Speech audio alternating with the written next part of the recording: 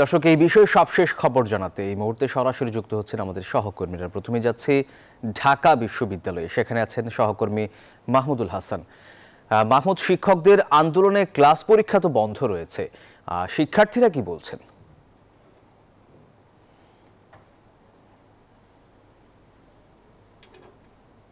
ধন্যবাদ জানাচ্ছি। আজকে কিন্তু ঢাকা বিশ্ববিদ্যালয়ের জন্য একটি ঐতিহাসিক দিন, 104তম আজকে জন্মদিন ঢাকা বিশ্ববিদ্যালয়ের।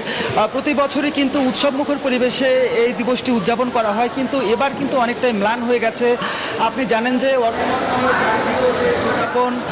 পেনশন সংক্রান্ত স্কিম, তো সেটিকে কেন্দ্র করে কিন্তু ঢাকা বিশ্ববিদ্যালয়ে ক্লাস পরীক্ষা সবই বর্জন করা হয়েছে এবং তার প্রেক্ষিতে শিক্ষার্থীদের সাথে আমরা কথা বলেছিলাম। তারা কিন্তু বলছেন যে তাদের শিক্ষা জীবন এক ধরনের অনিশ্চয়তার মুখে পড়ে গেছে এবং এই ধরনের সিদ্ধান্তের ফলে কিন্তু যে কবে তারা আবার ক্লাসে ফিরতে পারবেন, ঈদের একটি বন্ধ গেছে, তো তারপরে আসলে এই ধরনের ব্যবস্থাটি তারা কিন্তু এক ধরনের হতাশই। তারপরে একটু জানতে চাই আপনার কাছ থেকে যে আপনাদের এই মুহূর্তে অবস্থানের দাবিটি। আমাদের অবস্থানের দাবি তো খুবই পরিষ্কার।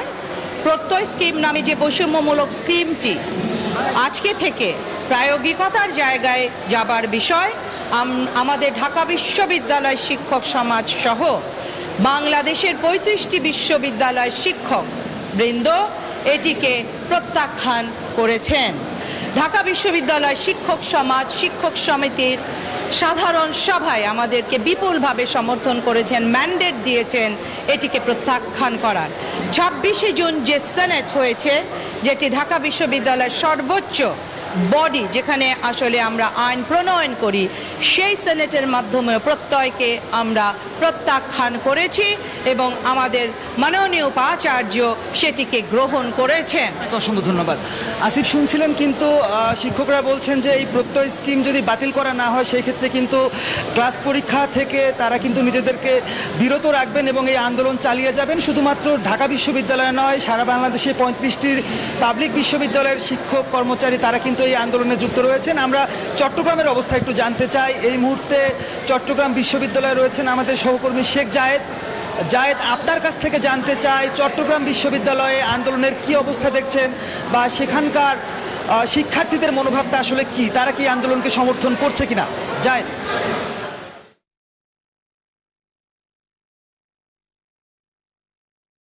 ধন্যবাদ আপনাকে। চট্টগ্রাম বিশ্ববিদ্যালয়ে আন্দোলন চলছে, সকাল থেকে বৃষ্টিপাত হচ্ছে, কখনো ভারী বৃষ্টিপাত, কখনো গুড়ি গুড়ি বৃষ্টি হচ্ছে। এই বৃষ্টি মাথায় নিয়েই কিন্তু শিক্ষক কর্মকর্তা কর্মচারী যারা আছেন তারা এখানে কিন্তু কর্মবিরতি যেটি আছে তাদের কর্মসূচি সেটি তারা পালন করছেন। আমরা শিক্ষক সমিতির নেতৃবৃন্দ যারা আছে তাদের সাথে কথা বলেছি, ছাত্রদের সঙ্গে কথা বলেছি কর্মকর্তা কর্মচারী যারা আছেন তাদের সঙ্গেও। তারা যেটি বলছেন যে এটি আসলে তাদের জীবন মরণ হিসেব, যে বয়স শেষ হওয়ার পরে যে তারা পেনশনটি পাবেন সেই পদ্ধতিটি পরিবর্তন করে যে নতুন পদ্ধতিটি করা হচ্ছে এতে তারা অনেক বেশি ক্ষতিগ্রস্ত হবেন, এমনটি তারা বলছেন।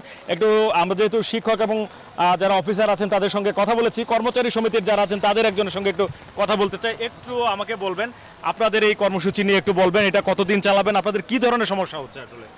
বিসমিল্লাহির রহমানির রহিম।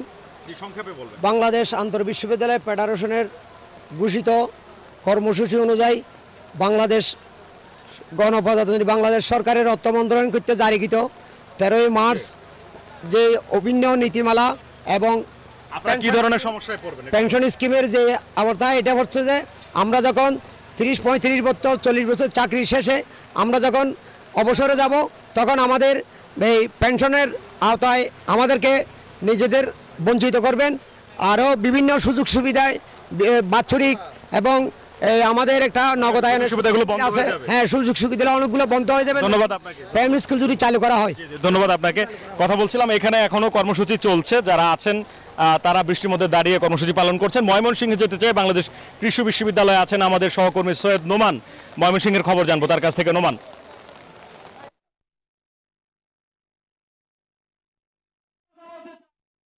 জায়েদ আসলে চট্টগ্রামের মতোই বাংলাদেশ কৃষি বিশ্ববিদ্যালয় যেটি আছে কৃষি শিক্ষা সূতিকাগার সেখানেও কিন্তু আসলে এই আন্দোলন সংগ্রাম চলছে এবং আবহাওয়া কিন্তু অনুকূলে না থাকলেও তারা কিন্তু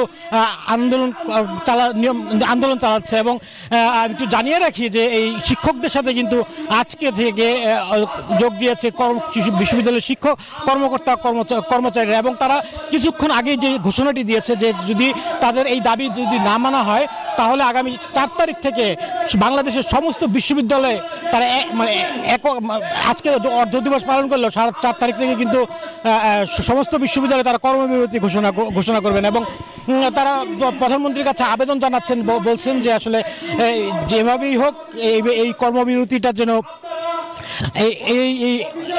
এই কর্মবিরতি যেন না পালন করতে হয় এবং শিক্ষকদেরটাও কিন্তু একটু পাশে কিছুক্ষণের মধ্যেই শুরু হবে এবং এ নিয়ে কিন্তু আসলে যারা শিক্ষার্থী আছেন তারা কিন্তু চরম ভোগান্তিতে আছেন এবং তারা চাচ্ছেন এই বিষয়টি দ্রুত সম্ভব শুরু হোক। তো এই ছিল আসলে ময়মনসিংহ থেকে বাংলাদেশ কৃষি বিশ্ববিদ্যালয়ের অবস্থান কর্মসূচি নিয়ে আমার কাছে সর্বশেষ খোঁজখবর। আমরা যাব রাজশাহীতে, সেখানে অপেক্ষা করছেন মতিউর মুর্তজা।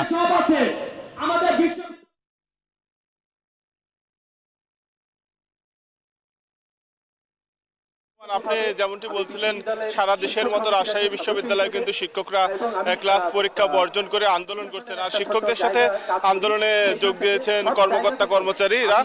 তারাও সকাল 10টা থেকে বিশ্ববিদ্যালয়ের প্রশাসনিক ভবনের সামনে আন্দোলনে অবস্থান কর্মসূচি পালন করছিলেন। আর এই মুহূর্তে রাজশাহী বিশ্ববিদ্যালয় সিনেট ভবন চত্বরে আন্দোলন করছেন বিশ্ববিদ্যালয় শিক্ষক সমিতি। তাদের দাবি যে সার্বজনীন পেনশন যে স্কিম প্রত্যয় স্কিম সেটি বাতিল করতে হবে এবং এই তাদের দাবি না মানা হওয়া পর্যন্ত তারা অব্যাহতভাবে আন্দোলন করবেন, এই ক্লাস পরীক্ষা বর্জন থাকবে। তবে এই আন্দোলনের ফলে ক্লাস পরীক্ষা বন্ধ থাকায় সেশন জটের আশঙ্কায় পড়েছেন কিন্তু শিক্ষার্থীরা। তারা বলছেন যে এভাবে আন্দোলন চলতে থাকলে শিক্ষা জীবন শেষ করতে তাদের দীর্ঘ সময় লাগবে এবং এর ফলে শিক্ষার্থীদের ভোগান্তি আরো বাড়বে। তাই শিক্ষার্থীরা বলছেন আন্দোলন শেষ করে যেন শিক্ষকরা দ্রুত ক্লাস পরীক্ষা পুনরায় নেওয়া শুরু করেন। তবে রাজশাহী বিশ্ববিদ্যালয় শিক্ষক সমিতির সাধারণ সম্পাদকের সাথে আমরা কথা বলেছি। তিনি বলেছেন যে প্রত্যয় স্কিম বাতিল করে আগের পেনশন ব্যবস্থা চালু না করা পর্যন্ত পরীক্ষা ক্লাস এবং অফিসিয়াল কার্যক্রম বন্ধ থাকবে। আর শিক্ষার্থীদের যে ক্ষতি হচ্ছে সেই ক্ষতি আন্দোলন শেষে অতিরিক্ত ক্লাস নিয়ে তারা পুষিয়ে দেওয়ার চেষ্টা করবেন। এই ছিল রাজশাহী বিশ্ববিদ্যালয় থেকে সর্বশেষ। ফিরে যাচ্ছি স্টুডিওতে। ধন্যবাদ আপনাকে। দর্শক, সর্বজনীন পেনশনের প্রত্যয় স্কিমকে প্রত্যাহারের দাবিতে আন্দোলন করছেন বিভিন্ন বিশ্ববিদ্যালয়ের শিক্ষার্থীরা। সে বিষয়ে বিস্তারিত জানাতে ঢাকা, রাজশাহী, বাংলাদেশ কৃষি বিশ্ববিদ্যালয় এবং চট্টগ্রাম থেকে যুক্ত হয়েছিলেন আমাদের সহকর্মীরা।